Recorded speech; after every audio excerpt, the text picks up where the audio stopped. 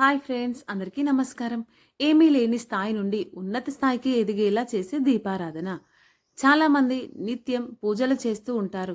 అయితే చాలామంది ఎన్ని పూజలు చేసినా ఫలితం లేదని అనుకుంటారు. ఈ ప్రశ్నలకు సమాధానం పొందాలంటే మీరు ఇంట్లో పూజ చేసేటప్పుడు పూజలో ఏవైనా తప్పులు ఉన్నాయేమో అని ఒకసారి చెక్ చేసుకోవాలి. పూజ చేసేటప్పుడు మనం తెలియకుండా చేసే కొన్ని తప్పుల వల్ల జీవితంలో మనం ఉన్నత స్థాయికి వెళ్ళలేము. మీ జీవితంలో మంచి స్థాయికి వెళ్ళాలంటే ఖచ్చితంగా దేవుని అనుగ్రహం ఉండాలి. దేవుని అనుగ్రహం పొందాలంటే మీరు పూజ చేసేటప్పుడు ఈ వీడియోలో చేరిన నియమాలను పాటించండి. అప్పుడే మీరు చేసే పూజలకు రెట్టింపు పుణ్యం లభిస్తుంది. కాబట్టి వీడియోలో చెప్పే విధంగా పూజ చేసి చూడండి. త్వరలోనే మీకు మంచి రోజులు ప్రారంభమవుతాయి. అలాగే మీ జీవితంలో మంచి స్థానానికి వెళ్తారు. బ్రహ్మ ముహూర్తంలో దేవతలందరూ భూమిపై సంచరిస్తూ ఉంటారట.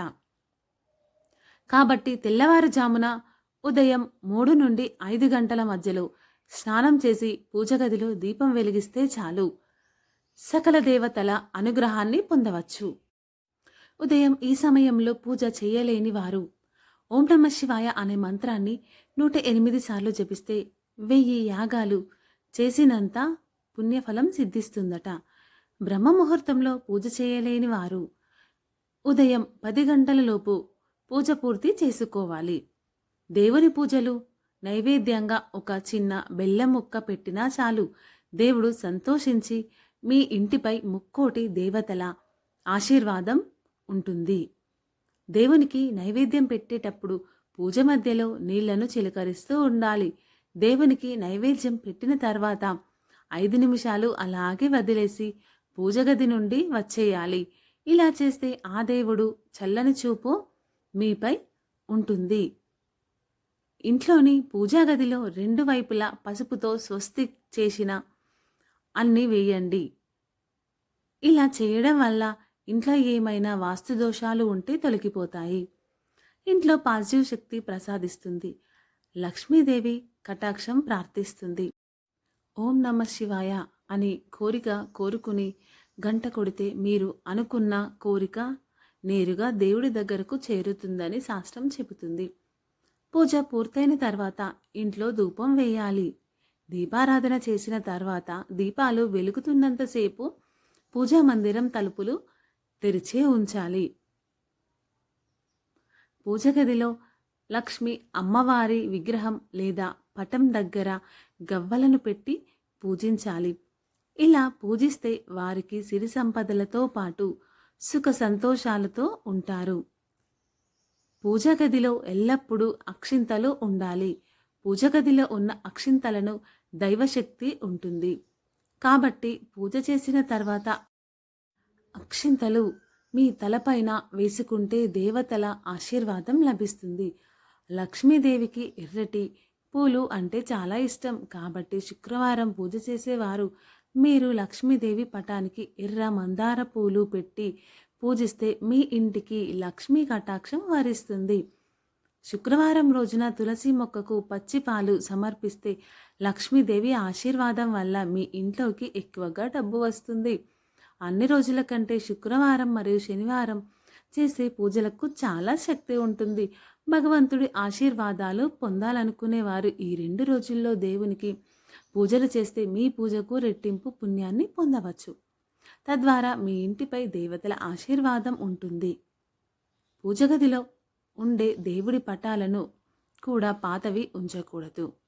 పూజగదిలో పాడైపోయిన విగ్రహాలు కానీ దేవుని పటాలు కానీ ఉంటే మీరు చేసే పూజకు ఎటువంటి పుణ్య ఫలితం లభించదు. కాబట్టి మీ పూజ గదిలో పాత దేవుని విగ్రహాలు ఉంటే వెంటనే వాటిని తీసేయండి. పూజ గదిలో ఉన్న దేవుని విగ్రహాలు ఒకదానితో ఒకటి ఎదురుగా ఉండకూడదు. ఇంట్లో పూజ చేసేటప్పుడు ఒక రాగి చెంబులో నీళ్లు పోసి అందులో 2 తులసి ఆకులు వేసి పూజ గదిలో ఉంచి పూజ చేసుకోవాలి. పూజ చేసిన తర్వాత ఈ నీటిని తీర్థంలాగా స్వీకరించాలి. దేవుని ముందు ఉంచిన ఈ నీటిని దైవశక్తి ఉంటుంది. కాబట్టి ఇది స్వీకరించడం ద్వారా దేవుడు మీకు రక్షగా ఉంటాడు. ఇంటి ప్రవేశ ద్వారం వద్ద పసుపు నీళ్ళని చల్లడం ద్వారా ఇంట్లోకి లక్ష్మీదేవి అడుగు పెడుతుంది. పసుపు ఇంట్లోకి సానుకూల శక్తిని ఆకర్షిస్తుంది. ఇంటి ముందు పసుపు నీళ్ళు చల్లేవారు ఆ నీళ్ళల్లో పసుపుతో పాటు ఒక నాణెం వేయాలి. నీళ్లు చల్లడం పూర్తి అయిన తర్వాత ఆ నాణెం పూజ గదిలో జాగ్రత్తగా భద్రపరచాలి. అప్పుడు దుష్టశక్తులు ఇంట్లోకి రాకుండా ఉంటాయి. ఇంట్లో ఆడవాళ్ళు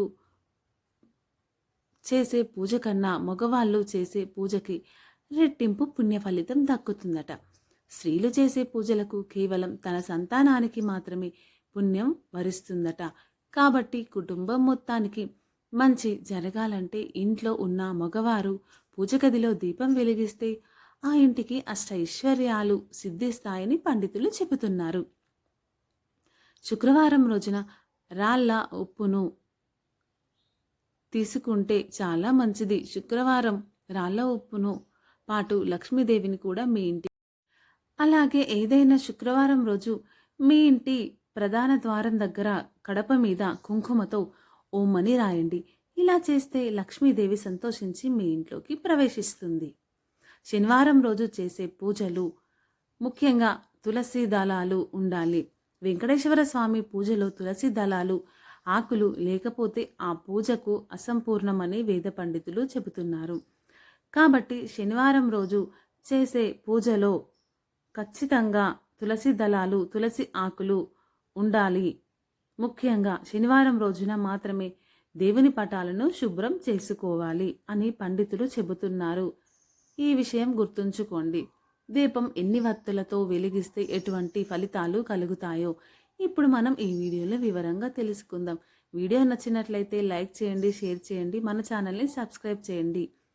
దీపం 2 వత్తులతో వెలిగిస్తే కుటుంబం మొత్తం సుఖ సంతోషాలతో ఉంటుంది. దీపం 3 వత్తులతో వెలిగిస్తే అష్ట ఐశ్వర్యాలు కలుగుతాయి. దీపం 5 వత్తులతో వెలిగిస్తే ధనప్రాప్తి, ఆరోగ్యం, అభివృద్ధి కలుగుతాయి. దీపం 9 వత్తులతో వెలిగిస్తే కీర్తి ప్రతిష్టలు లభిస్తాయని ఆధ్యాత్మిక గ్రంథాలు చెబుతున్నాయి.